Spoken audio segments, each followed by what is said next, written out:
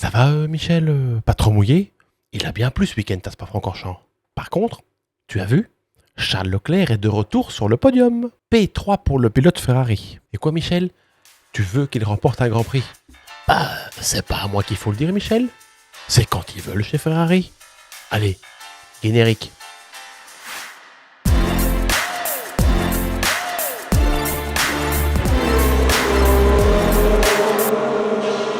Salut à tous et bienvenue dans ce nouveau podcast du Bistrot Francorchamps. Alors le Bistrot Francorchamps, c'est quoi? C'est le seul podcast qui va vous parler Formule 1 et de charcuterie. Dans ce 12e numéro, nous allons revenir sur 4 faits marquants de ce Grand Prix de Belgique 2023. Nous allons également, comme à chaque fois, nous faire plaisir en dégustant une excellente charcuterie. Alors, au menu du jour, un bon fromage, du taleggio. Avec l'accent s'il vous plaît. Ça va être divin.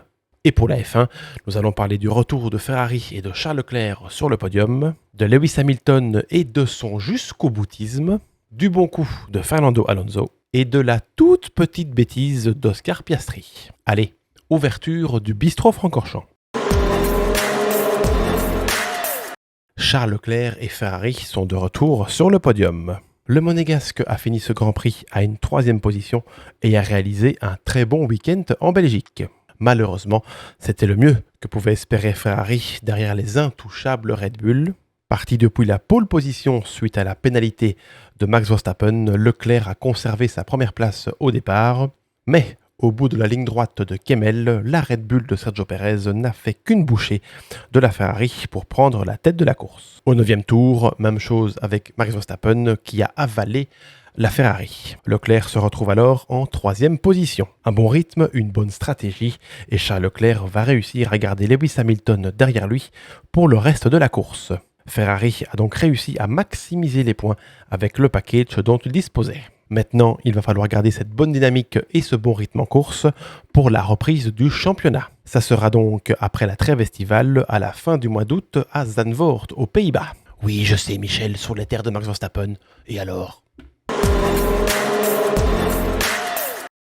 Lewis Hamilton a encore une fois prouvé ce week-end en Belgique qu'il n'était pas 7 fois champion du monde pour rien. Il termine ce Grand Prix de Belgique à la 4e place, mais c'est surtout sur son dernier tour que j'aimerais attirer votre attention.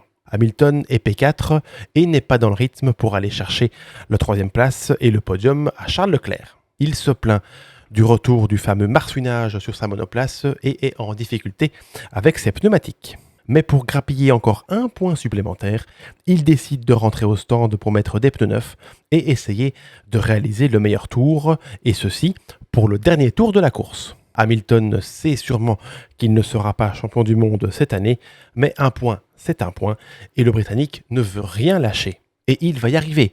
Sorti des stands avec un train de pneus médium neuf, Lewis signe le meilleur tour de la course lors du 44e et dernier tour de ce Grand Prix de Belgique. Un point important pris par Lewis Hamilton qui pèsera peut-être son pesant cacahuète dans la lutte pour la 2e place au championnat des pilotes.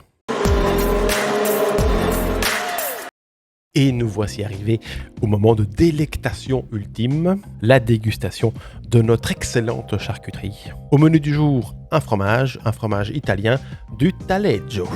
Alors, je prends ma petite assiette. Voilà. Je me coupe un petit morceau. Voilà. Alors, le taleggio est un fromage originaire d'Italie, de Lombardie. C'est divin. Faisons-nous plaisir, reprenons un petit morceau. Alors, avec son petit goût salé à l'arrière, c'est vraiment un régal. C'est parfait. Allez, revenons à la Formule 1 et à ce Grand Prix de Belgique 2023. Cela faisait quelques Grands Prix qu'Aston Martin et Fernando Alonso n'étaient plus dans la course pour se battre pour des podiums. Pour ce Grand Prix de Belgique, Alonso a bien tiré son épingle du jeu et empoche les 10 points de la 5e place. Le pilote espagnol était tout heureux de pouvoir se battre avec les McLaren et les Mercedes. Un peu inquiet en début de week-end quant aux performances de son Aston Martin, Fernand a rapidement été soulagé et se réjouit que sa monoplace ait retrouvé du rythme, surtout sur un circuit aussi rapide que Spa-Francorchamps. Cette première partie de saison a été incroyable pour Aston Martin. D'ailleurs, l'écurie occupe la 3e place au championnat des pilotes grâce à Fernando Alonso et également la 3e place au championnat des constructeurs. Alonso et Stroll espèrent que la trêve estivale fera du bien à l'équipe et espèrent rapidement retrouver les joies du podium. On peut dire que le pilote australien de chez McLaren a plutôt bien réussi son week-end en Belgique. Excellente course sprint où Piastri signe une superbe 2e place à l'arrivée. Une très bonne qualif également pour le Grand Prix et une 5e place sur la grille de départ. Mais lors du départ de ce Grand Prix, Oscar Piastri a sans doute été légèrement trop optimiste. Le pilote McLaren a voulu dépasser la Ferrari de Carlos Sainz au virage de la source, mais il n'y avait pas cette place à l'intérieur pour les deux voitures. Les deux pilotes se touchent et endommagent leur monoplace.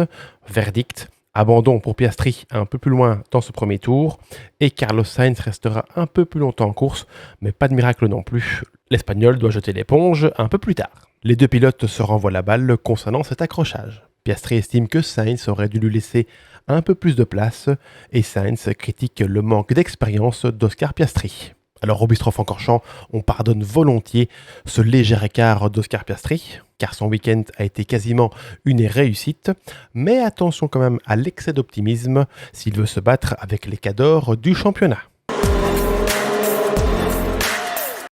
Au championnat des pilotes, Max Verstappen est toujours loin devant avec 314 points. Sergio Pérez consolide un peu sa 2e place et compte désormais 189 points. C'est 40 points d'avance sur Alonso et Hamilton qui vont se disputer la 3e place du championnat et pourquoi pas la 2e. Charles Leclerc, quant à lui, réalise une bonne opération et remonte à la 5e place avec 99 points. Le pilote Ferrari est ex aequo avec George Russell. Du côté des constructeurs, Red Bull compte 503 points et est largement en tête. Par contre, derrière, cela promet une belle bataille après la trêve entre Mercedes, Aston Martin et Ferrari pour la 2e position. Pour l'instant, avantage à Mercedes qui compte 247 points contre 196 à Aston Martin et 191 pour Ferrari. Et en dernière position, AlphaTauri grappille un petit point de plus grâce à la 10e place obtenue ce week-end par Yuki Tsunoda.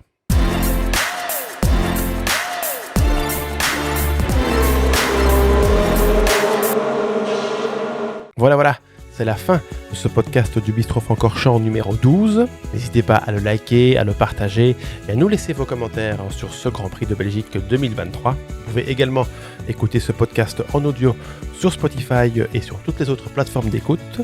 Et n'hésitez pas non plus à venir suivre notre actualité sur nos différents réseaux sociaux. Bistrot-Francorchamps, comme vous le savez, est présent sur Facebook, sur Instagram et sur TikTok. Ça y est, nous voilà arrivés à la fin de cette première partie de saison au Bistrot-Francorchamps. Vous êtes de plus en plus nombreux à nous suivre sur cette chaîne YouTube ainsi que sur notre compte Instagram. Cela fait vraiment plaisir de voir que cette chaîne grandit petit à petit. Merci vraiment d'avoir été au rendez-vous depuis le début du mois de mars. Bistrot-Francorchamps ferme ses portes pour quelques jours de vacances, mais pas de panique. Nous allons revenir en pleine forme pour la suite de cette saison 2023. Bonnes vacances à tous et surtout, profitez, mangez des bonnes choses, faites-vous plaisir, prenez du bon temps et vive la Formule 1.